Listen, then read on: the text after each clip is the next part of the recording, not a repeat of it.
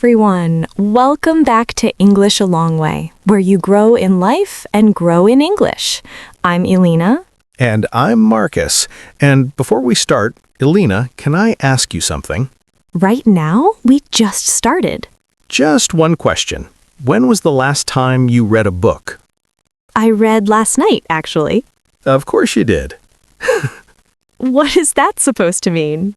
Nothing at all. It just proves my point, and we haven't even started yet. Okay, everyone, welcome. Today is going to be interesting. So here is the question for today. A very simple question, but with a very complicated answer. Does reading help you speak English better? And before you answer, think about your own experience. How many times has someone told you, just read more and your English will improve?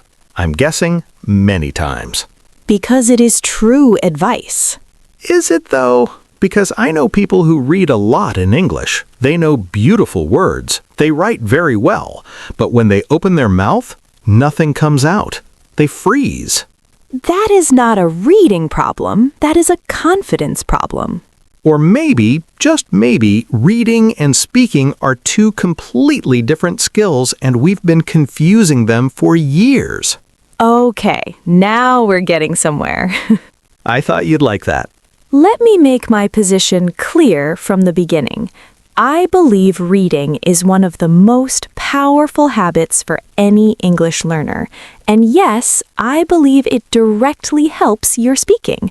Not in an obvious way, not immediately, but deeply over time. Okay, tell me how, because I don't see the direct connection. Here's how. When you read, you meet new words in context, not in a list, not in a dictionary. You see a word inside a sentence, inside a story, inside a real situation. And that's how the brain actually remembers things, with context, with meaning. Okay, I agree with that. Reading builds vocabulary. That part is clear. And vocabulary is the foundation of speaking. If you don't have the words, you cannot speak. Simple. But wait, knowing a word and saying a word are not the same thing.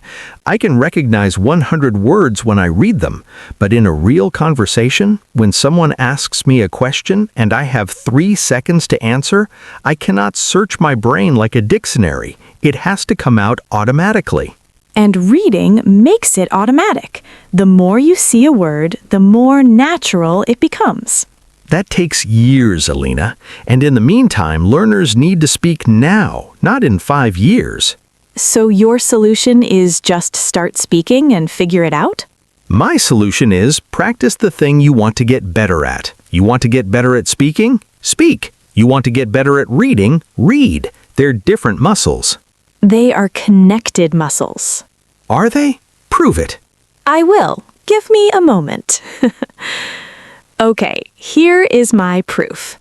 When you read a lot, you absorb sentence patterns, not just words, but the way sentences are built, the rhythm, the order, subject, verb, object, how questions are formed, how ideas connect. You absorb all of this without even trying, and then when you speak, those patterns show up naturally. That's actually an interesting point. Thank you. But I have a counter-argument. Of course you do. Okay, here's my bigger problem. Even if you read the right things, reading is a passive activity. You sit, you receive. Speaking is active. You produce, you create. You think and talk at the same time. That's a completely different cognitive process. I disagree that reading is fully passive. How is reading active? When you read a good story, your brain is incredibly active. You're imagining, predicting, feeling emotions, connecting ideas. That's not passive. Okay, but you're not producing language. You're consuming it. And consumption is the foundation of production. A baby listens for 2 years before speaking one word. Input before output. That's how language learning works. A baby does not just listen to audiobooks. A baby watches faces, reads emotions, gets responses. It's interactive. So you agree input is important. You just think it needs to be interactive input. Exactly, yes. Okay, we're getting closer. Don't say it like I'm coming around to your side. I would never. Let me tell you something that happened to me personally. When I was learning, there was a period where I read every day, maybe 30 minutes, maybe an hour. Simple books at first, then longer ones. And after a few months, something changed. I noticed that when I spoke, sentences came out more complete, more natural. I was not searching for words as much. They were just there, ready. And you believe that came from reading? I believe reading loaded my brain with patterns, and those patterns showed up in my speaking without me even trying. That's actually a beautiful way to describe it. Loading your brain. Thank you. Your turn. Okay, my story goes the other direction. I had a friend, brilliant person, very educated, who studied English for years, read novels, studied grammar, knew vocabulary that I had never heard. But every time we had a conversation in English, he would stop, pause, look up, and then carefully, very carefully, build his sentence like he was constructing a building one brick at a time. That sounds exhausting. For both of us. And the problem was not that he didn't know English, he knew it very well on paper. The problem was that he had never trained the speed, the automatic response, the instinct, because all his practice was slow and careful, reading and studying, not fast and messy like real conversation. So what did he do? He started having actual conversations every day with anyone. And within 3 months, the change was dramatic.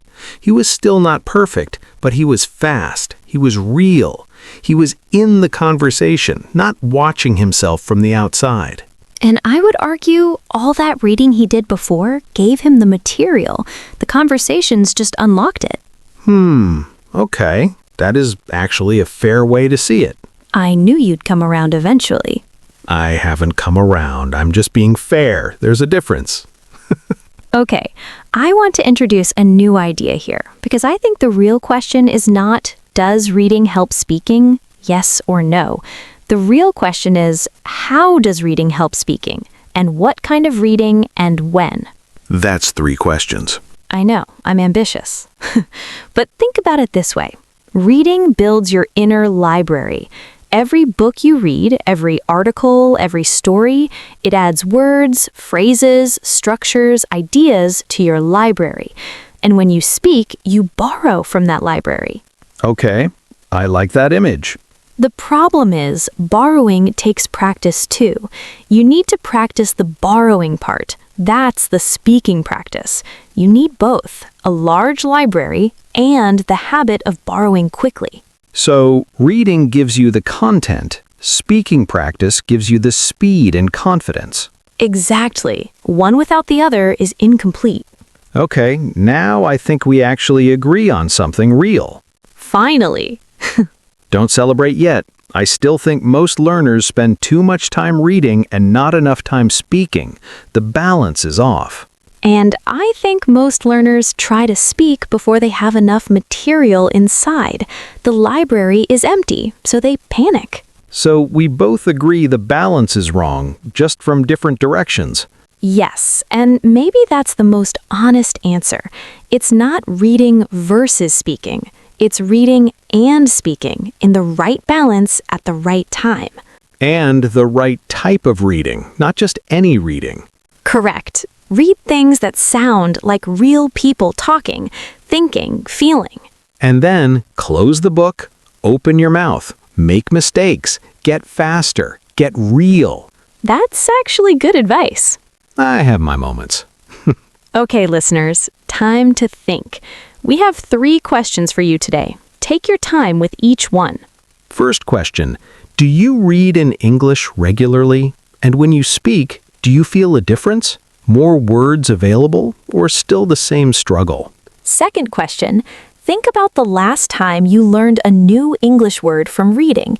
Did that word ever come out naturally in a conversation, or does it stay only on the page? And third, what is your reading and speaking balance right now? Are you doing too much of one and not enough of the other? Which one do you need more of, honestly? Your answers will tell you exactly what your next step should be. Trust them. So, what is our final answer today? Does reading help in speaking English? Yes, but not automatically, not by itself. Reading fills your brain with the raw material of language, words, patterns, sentence structures, ideas. The more you read, the more you have inside. But that material needs to be unlocked, and the only key that unlocks it is practice, real conversations, real moments where you have to think and speak at the same time. So read consistently, read the right things, things that sound like real people talking, thinking, feeling. And then speak, even when it's imperfect, even when it's slow, even when you forget a word in the middle of a sentence. Because that moment of forgetting and searching, that's not failure. That's your brain building a new connection, a new road between your library and your mouth. And every time you walk that road, it gets a little faster.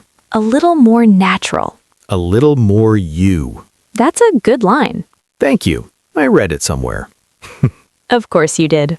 If this conversation gave you something to think about, Keep listening. Keep growing. see you next time on English Alongway. Bye, everyone.